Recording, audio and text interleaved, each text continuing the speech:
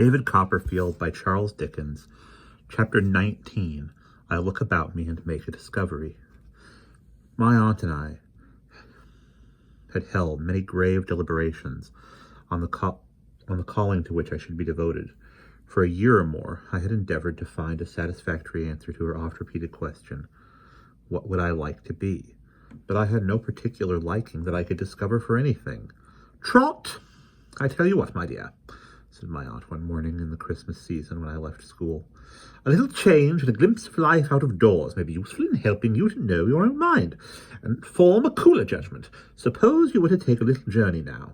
Suppose you were to go down into the old part of the country again, for instance, and see that out-of-the-way woman with the savagest of name," said my aunt, for she could not thoroughly forgive Peggotty for being so called.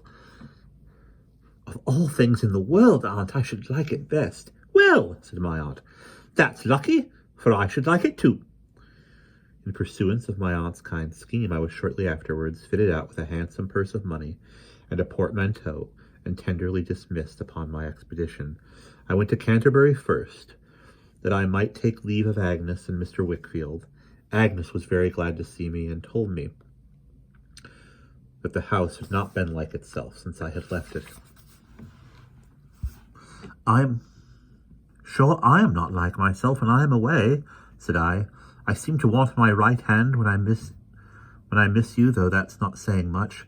And there's no head in my right hand and no heart. Everyone who knows you consults with you and is guided by you, Agnes." "Everyone who knows me spoils me," she answered, smiling. "No, it's because you are like no one else. You are so good and so sweet-tempered. You have such a gentle nature, and you are always right." "You talk," said Agnes, breaking into a pleasant laugh as she sat at work, "as if I were the late Miss Larkins." "Come, it's not fair to abuse my confidence," I answered, reddening at the recollection of my blue enslaver. "But I shall confide in you just the same, Agnes. I can never grow out of that. Whenever I fall into trouble or fall in love, I shall always tell you, if you'll let me, even when I come to fall in love in earnest." "Why, you have always been in earnest," said Agnes, laughing again. "Oh, that was a child or a schoolboy," said I, laughing in my turn, not without being a little shamefaced. "Times are altering now, and I suppose I shall be in a terrible state of earnestness one day or other. My wonder is that you are not in earnest yourself by this time, Agnes." Agnes laughed again and shook her head. "Oh, I know you're not," said I, "because if you had been, you would have told me, or at least," for I saw a faint blush in her face, "you would have let me find out for myself. But there is no one that I know of who deserves to love you, Agnes. Someone of a nobler character and more worthy altogether than anyone I have ever seen here must rise up before I give my consent." We had gone on so far in a mixture of confidential jest and earnest that had long grown naturally out of our familiar relations, begun as mere children. But Agnes, now suddenly lifting up her eyes to mine and speaking in a different manner, said, "Trotwood, have you observed any gradual alteration in Papa?" I had observed it, and had often wondered whether she had too. I must have shown as much now in my face. "Tell me what it is," she said in a low voice. "I think he does himself no good by the habit that has increased upon him since I first came here. He is often very nervous, or I fancy so." "It is not fancy," said Agnes, shaking her head. "His hand trembles, his speech is not plain, his eyes look wild. I have remarked that at those times, and when he is least like himself, he is most certain to be wanted on some business." "By Uriah," said Agnes, "yes. And the sense of being unfit for it, or not having understood it, or having shown his condition in spite of himself, seems to make him so uneasy that next day he is worse." Her hand passed softly before my lips while I was yet speaking, and in a moment she had met my father at the door of the room, and was hanging on his shoulder. The expression of her face, as they both looked toward me, I felt to be very touching. She was at once so proud of him and devoted to him, yet so compassionate and sorry, and so reliant upon me to be so too, that nothing she could have said would have expressed more to me or moved me more. I got away from Agnes and her father somehow, with an indifferent show of being very manly, and took my seat upon the box of the London coach. The main object on my mind, I remember, when we got fairly on the road, was to appear as old as possible to the coachman and speak extremely gruff. "Are you going through, sir? You are going through, sir," said the coachman. "Yes, William," I said condescendingly. I knew him. "I'm going to London. I shall go down into Suffolk afterwards." "Shooting, sir?" said the coachman. He knew as well as I did that it was just as likely at that time of year I was going down there whaling, but I felt complimented too. "I don't know," I said, pretending to be undecided, "whether I shall take a shot or not." "Birds is got very shy, I'm told," said William. "So I understand," said I. "Is Suffolk your country, sir?" said William. "Yes," I said with some importance. "Suffolk's my country."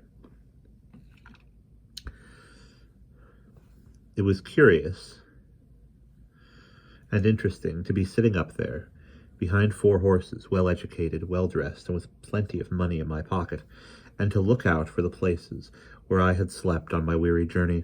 When we came at last within a stage of London, and passed the veritable Salem house, where Mr. Creakle had laid about him with a heavy hand, I would have given all I had for lawful permission to get down and thrash him, and let all the boys out like so many caged sparrows.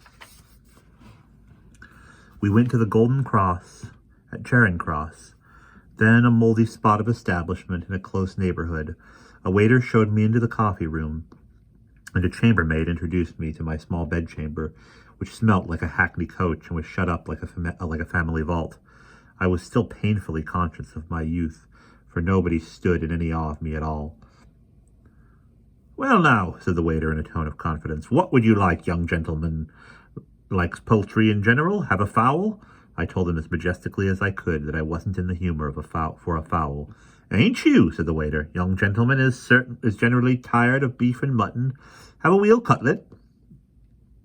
I assented to this proposal, in default of being able to suggest anything else. "Do you care for taters?" said the waiter, with an insinuating smile and his head on one side. "Young gentleman generally has been overdosed with taters." I commanded him in my deepest voice to order a veal cutlet and potatoes, and all things fitting, and to inquire at the bar if there were any letters for Trotwood Copperfield, Esquire, which I knew there were not, and couldn't be, but thought it manly to appear to expect. I don't know when the figure of a handsome, well-formed young man, dressed with a tasteful, easy negligence, which I have reason to remember very well, became a real presence to me, but I recollect being conscious of his company without having noticed his coming in. I went up to him at once with a fast-beating heart and said, "Steerforth, won't you speak to me?"